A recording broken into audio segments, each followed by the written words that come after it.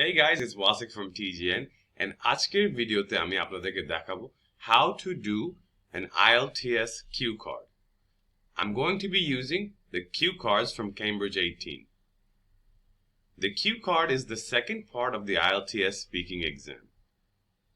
এই cue cardের পিছে আমাদের 5 মিনিট টাইম দিবে to create a 2-minute speech after taking 1 minute of notes. Okay? So firstly, একটা জিনিস বলবো যে আমাদের কিন্তু 1 মিনিট টাইম দিবে নোটস নেওয়ার জন্য. You get only 1 minute to make the notes. So use that time effectively. If you look at the cue card, when I'm looking at right here, it says, describe some food or drink that you learned to prepare. You should say what food or drink you learned to prepare, when and where you learned to prepare this, how you learned to prepare this, and explain how you felt about learning to prepare this food or drink.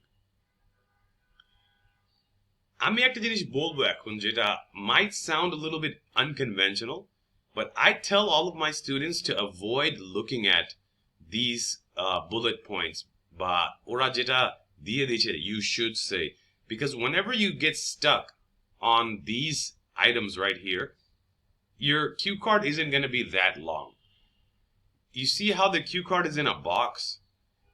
If you follow just these few bullet points or these few points, you will not be able to give the full 2-minute speech. আমি যে ফর্মুলাটা আমার স্টুডেন্টদেরকে শেখাই হচ্ছে একটা structure follow করতে and 4টা বেসিক এলিমেন্ট লাগবে.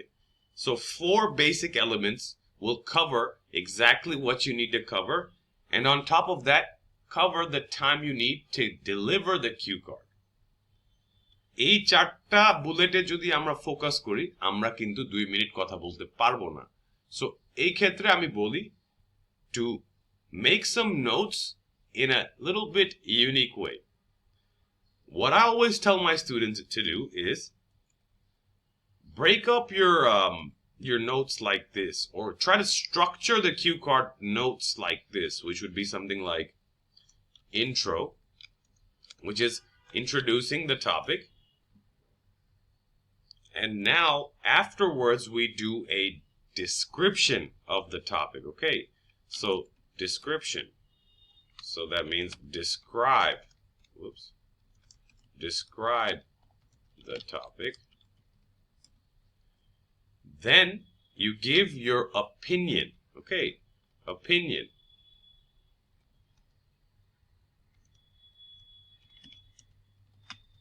Talk about how you feel about the topic. And lastly, give a suggestion or some advice regarding the topic. আমি কেন বলি intro, description, opinion and suggestion or advice? এই 4টা element যদি আমি কভার করি আমার স্পিচে, আমি ডেফিনেটলি কিউ কার্ড টপিকের যা যা রিকোয়ারমেন্টস বা কিউ কার্ড এক্সামে যা যা রিকোয়ারমেন্টস কভার করব.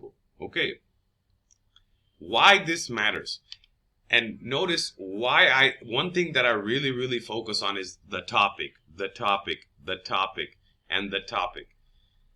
Whenever you focus on the topic, that's all that's part of the marking criteria. Obviously, your ability to talk in English, আমাদের fluency, আমাদের vocabulary, এগুলো সব ম্যাটার করে, right? But cue cardের main ইস্যুটা হচ্ছে কি আমাদের টপিকটাকে অ্যাড্রেস করা.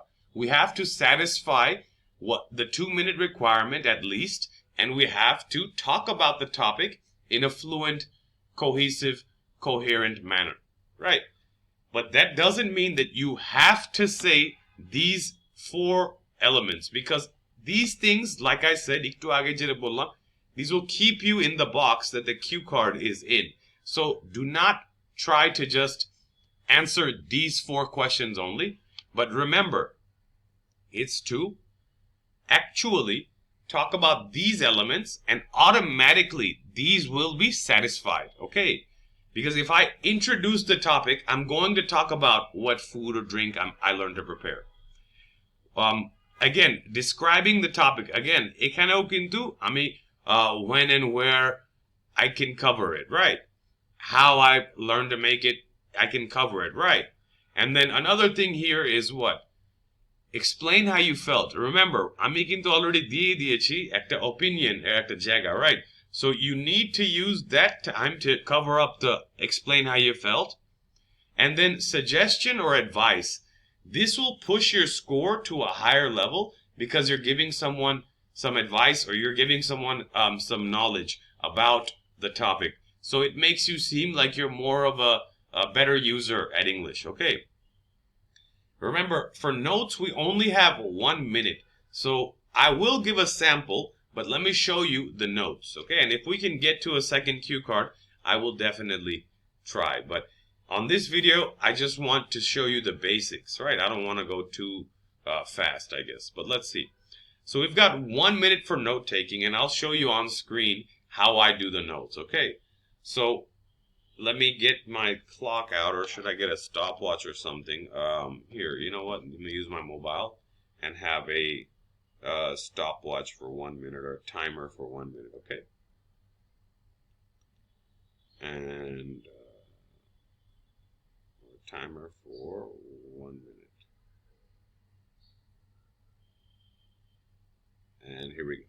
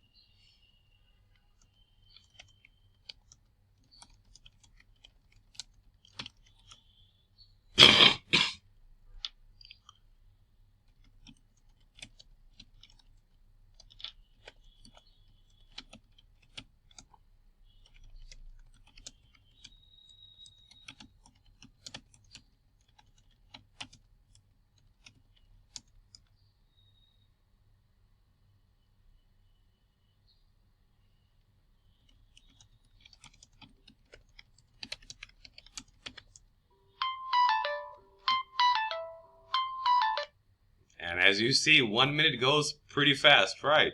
So now I'm going to deliver my cue card. Today I'm going to be talking about making pizza. I learned how to make pizza in a family business of mine. It was a Pizza Inn franchise located in Dallas, Texas, and my cousin and my father owned it.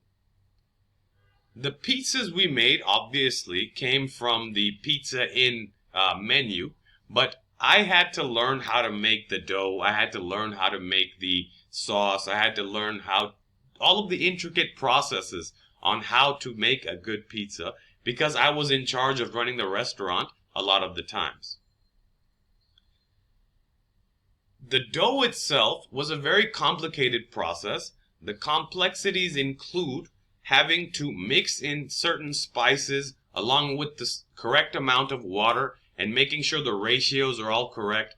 Another thing is proofing the dough. And you have to kind of put the dough aside for like 24 hours or 48 hours and let the dough kind of get nice and inflated so that you can have a good dough to work with. Another fun part I had to learn was to make the sauce. The sauce usually started with a tomato concentrate puree, and then we'd add spices and herbs and all types of other flavors. But when I started making my own pizzas, I started using different variations of sauces and different sorts of ingredients to get the utmost, most unique, I guess, taste that you could. I would think of different types of foods that we eat, like a buffalo ranch sandwich or other things like that, and I try to integrate those types of concepts into pizzas. Many times I would use unconventional sauces like barbecue sauce or ranch or garlic butter and put that as the base for my pizzas. Then I would add my own types of ingredients according to my preference and basically throw some cheese on it and put it in the oven. I think making pizzas might seem like something it's kind of like a weird thing to do, like, oh my God, you're making pizzas. But honestly, I found that it was very, very fulfilling. after making my own pizza and then eating it and then actually helping, or not helping, but having other people try it and, being like, oh my God, Wasik, it's a very tasty pizza. We should maybe include it on the menu, or we should maybe, think about other items that we could introduce to the menu. So it made me feel proud. And, whenever you enjoy the fruits of your own labor, it's a very rewarding feeling. I would really, really enjoy feeding my family members all the different types of pizzas I made, because they would be shocked that you're such a young kid and you're sitting here making your own types of pizzas and stuff. And many of our customers as well would come in and ask me for my own custom creations. And they would tell me, hey, Wasik, could you make a pizza with this, this, and that, or that, and this? So I would be happy to serve them, and I'd be happy to make our customers satisfied. So it was one of those things that I really, really enjoyed. I still make pizzas to this day, except not in a pizza inn. I make them in my home, in my own oven. And I use the knowledge that I had from the past and incorporate that into the pizzas that I use or that I make today. I would suggest everybody to learn how to make some sort of food or some sort of culinary creation, because it's a very fulfilling and rewarding activity. I think that everybody also should learn how to make food or make some sorts of food, because you need to, be able to survive, right? So having some sort of culinary experience is a very useful thing in someone's life as a practical skill. In the future, I'll probably make more pizzas. I haven't made one really recently because Ramadan is going on, but I think that after the month of Ramadan, I'll be making pizza. That's it. So, guys, again, none of this stuff is scripted. And as you see, you have to have some sort of, notes that are very kind of effective. Understand that these are just a few words, right? But my whole cue card itself was pretty long, right? So I didn't have a timer out for how long I spoke, but I assumed that I covered the 2 minutes. The thing about talking for 2 minutes is that আমাদের কাছে 2 minute কিন্তু অনেক কম time মনে হয়, but when you're delivering a speech on the spot, 2 minutes is a very long time. These things, the way I have these notes set up, right, the intro, description, opinion, and suggestion, these things are all designed to utilize the time. Because if you speak for less than 1 minute, you will get a bad band score. But if you speak for more than a minute and around the 2 minutes, you can expect a much more higher band score. So basically now, I want you to use these 4 elements: introduction, description, opinion, and some suggestions or advice when creating your cue card speech. Don't make it too difficult. আমরা যত simply and effectively এই টপিককে নিয়ে description আর analysis আর যত যা কিছু বলতে পারি, ততই ভালো আমাদের মার্কস হবে। ওদের যে বুলেট পয়েন্টসে যদি ফোকাস করি, আমাদের কিন্তু 2 মিনিট কভার হবেই না। এন্ড আমরা যদি বানায় যদি একটা স্টোরি বলি, it's a very bad idea.